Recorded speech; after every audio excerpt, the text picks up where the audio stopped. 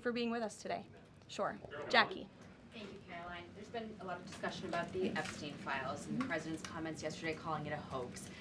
Can you clarify which part of the Epstein hoax is the hoax part? The President is referring to the fact that Democrats have now seized on this as if they ever wanted transparency when it comes to Jeffrey Epstein, which is an asinine suggestion for any Democrat to make. The Democrats had control of this building, the White House, for 4 years, and they didn't do a dang thing when it came to transparency in regards to Jeffrey Epstein and his heinous crimes. It was this president who directed the Department of Justice and the Attorney General to do an exhaustive review of all files related to Jeffrey Epstein, which they did.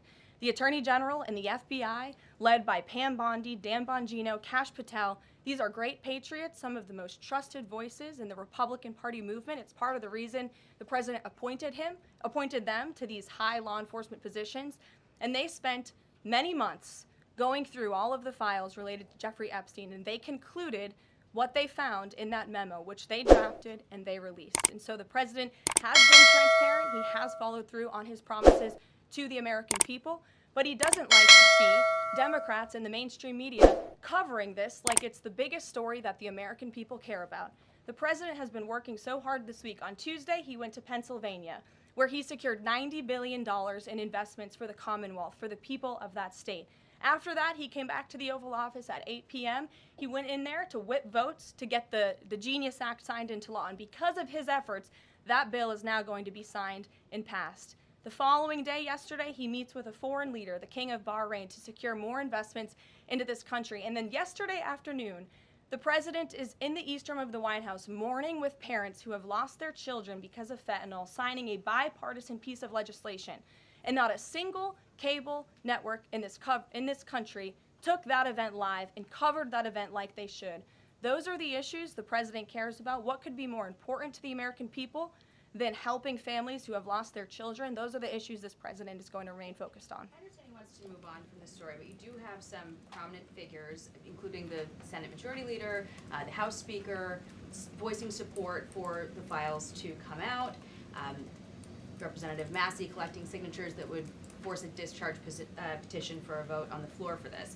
It doesn't seem to be going away. What is stopping the administration from just redacting any sensitive information, grand jury information, and putting out what is appropriate so that the American people can decide and then let this story die? Well, in terms of redactions or grand jury seals, those are questions for the Department of Justice. Those are also questions for the judges who have that information under a seal. And that would have to be requested, and a judge would have to approve it. That's out of the President's control. He has said, in agreement with some of the leaders on Capitol Hill, that if the Attorney General and the Department of Justice come across any other credible evidence, they should provide that to the American people. The President has said that, and he agrees with them on that. Why did you fire Maureen Comey? The Department of Justice did, and I would defer you to them. Dasha.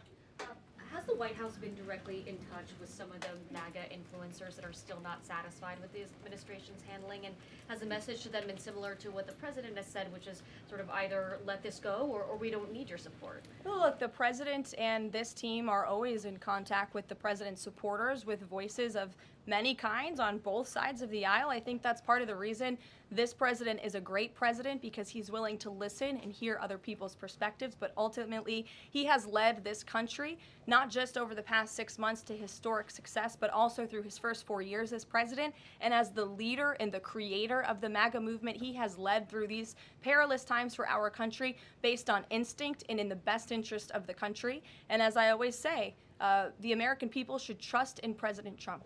John, go ahead, John. Thanks a lot, Caroline. The President on Monday announced... Go ahead. The President said that he floated the idea of a special prosecutor in the Epstein case.